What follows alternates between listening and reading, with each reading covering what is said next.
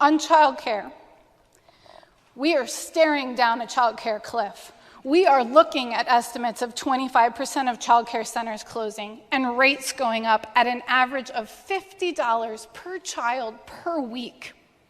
And looking at history, we know that losing access to childcare disproportionately affects women. Wisconsin women deserve better. I have heard from constituents across my district deep concern as they stare down that childcare cliff. The warnings are that there is no coming back. Childcare counts funding is important because once we're off the cliff, it's going to be very hard, maybe impossible, to rebuild childcare infrastructure.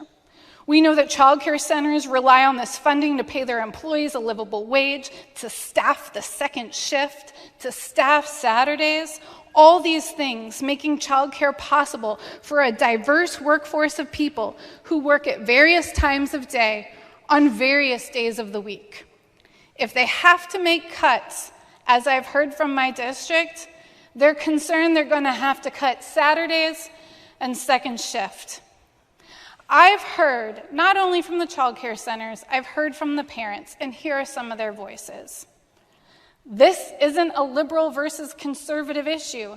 It affects everyone. A constituent from West Allis said yesterday when I called her after I received her letter, an increase from $600 to $700 a week for 2 children, that's an increase from $2,400 to $2,800 a month. That's huge for West Allis and Wauwatosa families.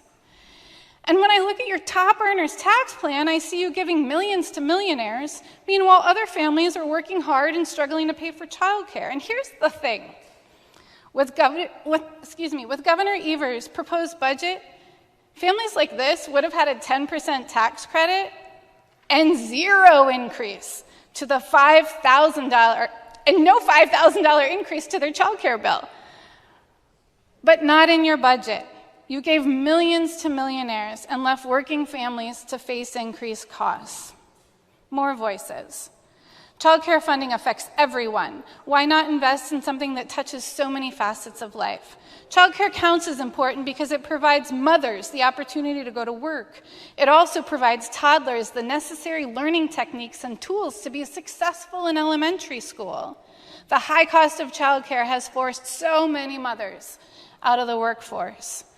One of the childcare centers serving people in my district said their families are mostly low income and can't afford the likely $50 a week increase per child. And while I'm very supportive of making sure people who make less money are included in tax cuts, I am unclear on how your new $30 a year tax cut helps a low-income family with a childcare bill suddenly $2,500 more a year, or the inability to work because they can't afford to, or the childcare center closes and they can't find another spot for their kid, which can knock them out of the workforce. Instead of giving millions to millionaires, you could be funding childcare counts and ensuring Wisconsinites the ability to work. Another mom on the $50 increase, I would have to pick between childcare and food or decrease my hours at work. Another person said if costs go up $50 a week, they'd have to choose between quality childcare and groceries. Is this how kids end up hungry? Legislatures see an incoming problem, and instead of avoiding it or solving it, they offer a tax cut for the wealthiest and leave other families choosing between affording 2 critical needs.